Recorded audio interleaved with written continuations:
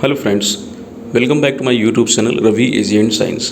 Friends, आज की इस लेक्चर में हम जैसा कि आप स्क्रीन पर देख पा रहे हैं manure fertilizer and soil fertility, ये जो कोर्स टाइटल है सॉइल साइंस डिपार्टमेंट के अंतर्गत आता है और इसे आप बेस से 6 सेमेस्टर में पढ़ते हैं। तो साथियों, इससे रिलेटेड कुछ इंपॉर्टेंट वन लाइनर टाइप के क्वेश्चंस को आज के इस लेक्चर में डिस्कस करने वाले हैं।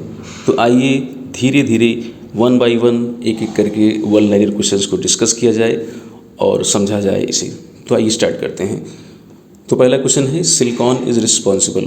जो सिलिकॉन मिनरल है साथियों, ये रिस्पॉन्सिबल होता है, एसेंशियल होता है। सिलिकॉन इज एसेंशियल फॉर, ये एसेंशियल है, ये महत्वपूर्ण है, आवश्यक है। तो साथियों, राइस और मेज़ में इसकी जो है उपलब्धता बहुत ही ज़्यादा ज़रूरी है। अगर उसमें कमी होती है तो ये इससे जो है बहुत सारा जो है लॉसेस उसको देखने को मिल सकता है।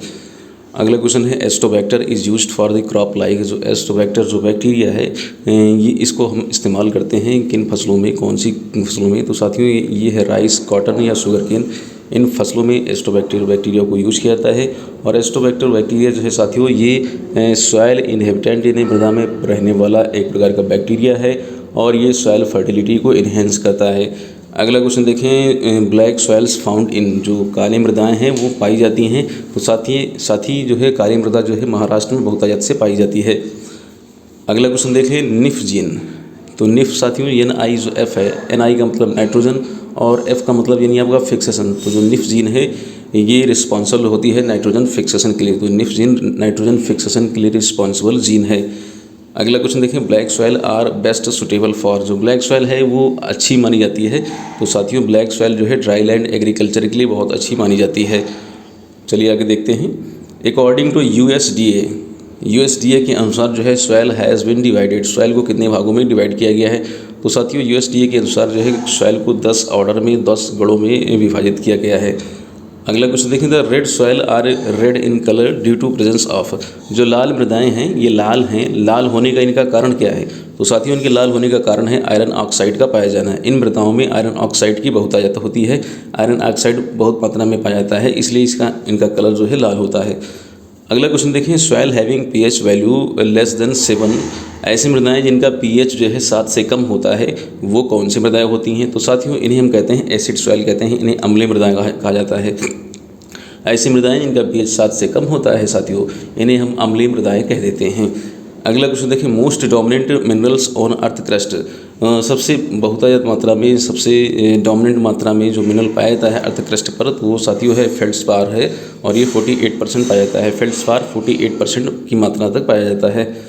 अगला क्वेश्चन देखें, mechanical analysis of soil separation is done by. जो मैकेनिकल एनालिसिस जो है आपका सॉइल सेपरेशन वो किस तरीके से किया जाता है। तो अगर आप यांत्रिक तरीके से सॉइल को सेपरेट करने का काम करते हैं तो साथियों ये हाइड्रोमेट्रिक मेथड से किया जाता है। हाइड्रोमेट्रिक मेथड से अगर आप यांत्रिक तरीके से सॉइल सेपरेशन का काम करते हैं तो साथियों ये जो है हाइड्रोमेट्रिक मेथड से किया जाता है।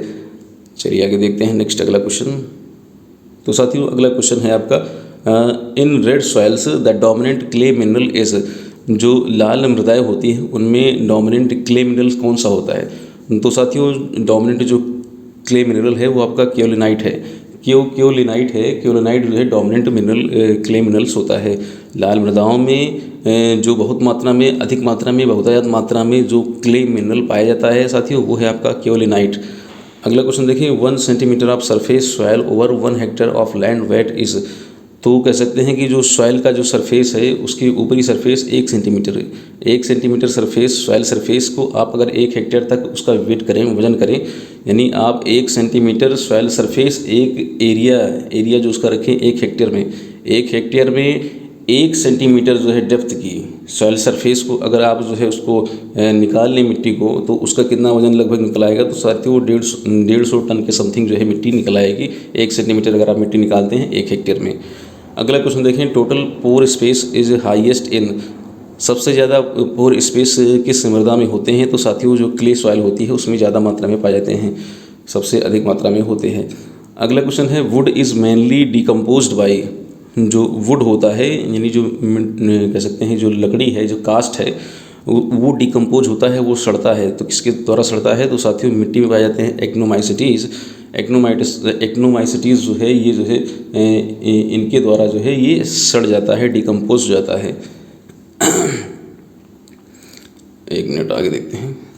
अगला क्वेश्चन है population of actinomycetes is higher in. जो एक्नोमाइसिटीज़ होते हैं इनकी संख्या जो है ज़्यादा होती है। कहाँ पर ज़्यादा होती है? तो एल्कलाइन जो सॉइल होती हैं उनमें इनकी मात्रा ज़्यादा मात्रा में देखे जाते हैं। एल्कलाइन सॉइल में जो एक्नोमाइसिटीज़ होते हैं वो ज़्यादा मात्रा में इनकी संख्या, इनका पॉपुलेशन ज़्यादा मात्रा में देखी जाती है। अगला क्वेश्चन देखिए, in addition of organic matter bulk density. जब ऑर्गेनिक मैटर की जो है अधिकता हो जाती है तो हम जो बल्क डेंसिटी होती है वो क्या हो जाती है? तो साथियों वो डिक्रीज़ हो जाती है। अगला क्वेश्चन देखिए, the soil which have more than 20% organic matter known as. ऐसी मृदा, ऐसी मिट्टी जिसमें ऑर्गेनिक मैटर 20% से ज़्यादा है उसे हम क्या कहते हैं? तो साथियों उसे ऑर्गेनिक सॉइल कह देते हैं। The soil which have more than 20% organic matter, जिसमें 20% से ज़्यादा ऑर्गेनिक मैटर है उसे हम ऑर्गेनिक सॉइल कह देते हैं। अगला क्वेश्चन देखें, kankar nodules are mostly found in. जो कैंकर नोड्यूल्स हैं वो मुख्य रूप से पाई जाती हैं। तो साथियों ये रेड सॉइल्स में पाई जाती हैं। कैंकर नोड्यूल्स कहाँ पाई जाती हैं? तो कैंकर नोड्यूल्स पाई जाती हैं रेड सॉइल्स में। नेक्स्ट अगला क्वेश्चन देखें, particle density of most of the soil is. अधिकांश मृदाओं का जो पार्टिकल डेंसिटी है वो कितना होता है? तो साथियों ये होता है 2.65 gram by cc. 2.65 gram by cc ये पार्टिकल डेंसिटी होती है ज़्यादातर मृदाओं की, 2.65 ग्राम बाई सीसी। अगला क्वेश्चन देखें, bulk density of general soils. जो बल्क डेंसिटी होती है वो सामान्य मृदाओं का वो कितनी होती है? तो साथियों वो होती है 1.33 ग्राम बाई सीसी। 1.33 वो था आपका 2.65 पार्टिकल डेंसिटी और बल्क डेंसिटी है आपका 1.33 ग्राम बाई सीसी। अगला क्वेश्चन है नाइट्रोजन परसेंटेज इन थायो यूरिया। थायो यूरिया में नाइट्रोजन की प्रतिशतता होती है। तो साथियों ये होती है 36.8%। 36.8% थायो यूरिया में नाइट्रोजन की प्रतिशत मात्रा देखने को मिलती है। अगला क्वेश्चन देखते हैं, organic carbon is determined by. जो ऑर्गेनिक कार्बन है उसको डिटरमाइन किया जाता है, उसका आकलन किया जाता है, उसको निष्कर्षित किया जाता है किस मेथड के द्वारा? तो साथियों वो है आपका वाल्के आर ब्लैक मेथड या फिर आपका मॉर्गन मेथड।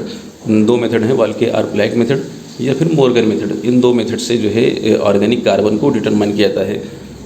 अगला क्वेश्चन देखें साथियों, तो नाइट्रोजन परसेंटेज इन किसान खाद CAN। किसान खाद में नाइट्रोजन की परसेंटेज मात्रा कितनी होती है, प्रतिशतता कितनी होती है?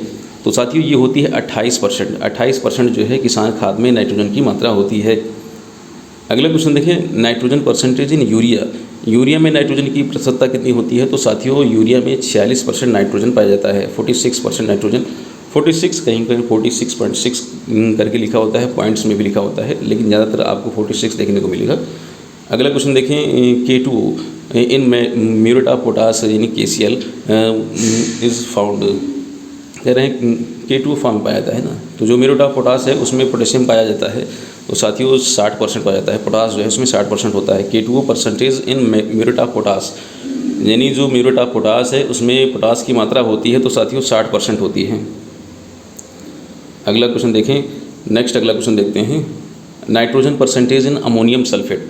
अमोनियम सल्फेट में नाइट्रोजन की प्रतिशतता होती है। ये साथियों बहुत ही ज़्यादा इंपॉर्टेंट है, इनमें से क्वेश्चन आपको आने ही हैं। Nitrogen percentage in ammonium sulphate. Ammonium sulphate में नाइट्रोजन की प्रतिशतता कितनी होती है? तो साथियों होती है 20.6%, 20.6%। नेक्स्ट अगला क्वेश्चन देखें, highest nitrogen percentage in fertilizers. सबसे ज़्यादा नाइट्रोजन की प्रतिशतता किस उर्वरक में देखने को मिलती है? तो साथियों ये है एक्वियस अमोनिया। तो जलीय अमोनिया में जो है इसको आप देख सकते हैं 80% तक नाइट्रोजन देखने को मिलती है। 80% तक नाइट्रोजन जो जलीय अमोनिया है, जलीय एक्वियस अमोनिया यानी जलीय अमोनिया में आप नाइट्रोजन को 80% तक देख सकते हैं। सबसे ज़्यादा जो है नाइट्रोजन की प्रतिशतता एक्वियस फर्टिलाइज़र जो आपका एक्वियस अमोनिया है उसमें देखने को मिलती है। अगला क्वेश्चन देखिए, nitrogen percentage in cotton cake. Cotton cake में नाइट्रोजन की प्रतिशतता कितनी होती है? तो साथियों ये होती है 6.5%। कॉटन केक में नाइट्रोजन की प्रतिशतता 6.5% होती है। अगला क्वेश्चन देखते हैं, major source of molybdenum. Molybdenum का मेजर सोर्स क्या है? तो साथियों वो है आपका ओलिवाइन। मोलिब्डेनम का जो मेजर सोर्स है साथियों वो है आपका ओलिवाइन इसका मेजर सोर्स है। अगला क्वेश्चन देखें साथी, least resistance of to weathering. Weathering में कह सकते हैं कि वीदरिंग से सबसे कम जो है रेजिस्टेंस कौन है? तो साथियों कैल्साइट विदरिंग से, विदरिंग मतलब क्या कहते हैं, अपरदन से आप कहते हैं, तो विदरिंग से सबसे कम जो है रेजिस्टेंट है, मतलब जिसमें बहुत ज़्यादा विदरिंग होती है, तो साथ ही वो है आपका कैल्साइट, जो सबसे कम रेजिस्टेंट है, इसकी रेजिस्टेंट पावर सबसे कम है, अर्थात जिसमें सबसे ज़्यादा विदरिंग देखने को मिलती है, तो साथ ही वो है आपका कैल्साइट। अगला क्वेश्चन देखें, नाइट्रोजन परसेंटेज इन सोडियम नाइट्रेट। सोडियम नाइट्रेट में नाइट्रोजन की प्रतिशतता कितनी है, तो साथियों वो है 16%। एक मिनट आगे चलते हैं, अगला क्वेश्चन देखते हैं। तो साथियों अगला क्वेश्चन है calcium percentage in gypsum. Gypsum में कैल्शियम की प्रतिशतता होती है, तो साथियों जिप्सम का फार्मूला है CaSO4 × 2H2O। तो इसमें कैल्शियम कह रहा है, इसमें कैल्शियम की कितनी मात्रा है, तो साथियों इसमें कैल्शियम है आपका 29.2%। 29.2% लगभग 30% के समथिंग जो है कैल्शियम जिप्सम में पाया जाता है। 29.2% कैल्शियम की मात्रा जिप्सम में देखने को मिलती है। अगला क्वेश्चन देखें, P2O5 ये फास्फोरस इस रूप में पाया जाता है। P2O5 in single super phosphate, single super phosphate में फास्फोरस की मात्रा कितनी होती है साथियों, तो ये 16 से 20% के बीच में देखने को मिलती है। P2O5 यानी जो फास्फोरस की मात्रा है वो सिंगल सुपर फास्फेट में 16 से 20% के समथिंग देखने को मिलती है। चलिए नेक्स्ट आगे अगला क्वेश्चन देखते हैं साथियों। तो अगला क्वेश्चन देखें, N2 P2O5 नाइट्रोजन और जो है आपका फास्फोरस की मात्रा DAP में, डाई अमोनियम फास्फेट में कितनी होती है, तो साथियों नाइट्रोजन की जो मात्रा होती है वो 18% है और जो फास्फोरस की मात्रा है वो साथियों है आपका 46%। और अगला क्वेश्चन और आज की इस लेक्चर का last question, major source of magnesium. Magnesium का मेजर सोर्स क्या है, तो साथियों वो है आपका डोलोमाइट। डोलोमाइट जो है अयस्क इसका मेजर सोर्स है और डोलोमाइट का जो फार्मूला है CaMgCO3 ये इसका फार्मूला है। इसमें मैग्नीशियम की मात्रा आप देख रहे हैं, तो मैग्नीशियम जो है इसमें जो है मुख्य रूप से आप डोलोमाइट से मैग्नीशियम को प्राप्त कर पाते हैं। तो मैग्नीशियम का जो मेजर सोर्स है वो है डोलोमाइट। डोलोमाइट आप याद रखिएगा। तो साथियों ये थे कुछ इंपॉर्टेंट वन लाइनर टाइप के क्वेश्चंस। वीडियो आपको कैसा लगा, अपने सुझाव आप हमें कमेंट बॉक्स में ज़रूर दीजिएगा।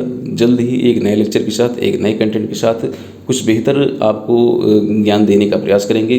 तब तक के लिए ऐसे ही लेक्चर को देखते रहिए। अगर आप चैनल पर पहली बार आए हैं, नए आए हैं, तो चैनल को सब्सक्राइब करना ना भूलें और बेल आइकन को प्रेस कर दें, जिससे कि जब भी हम कोई नया लेक्चर लेकर आएँ उसकी नोटिफिकेशन आपको सबसे पहले मिल सके। तो बस आज के लिए इतना ही, जल्द मुलाकात करते हैं। जय हिंद।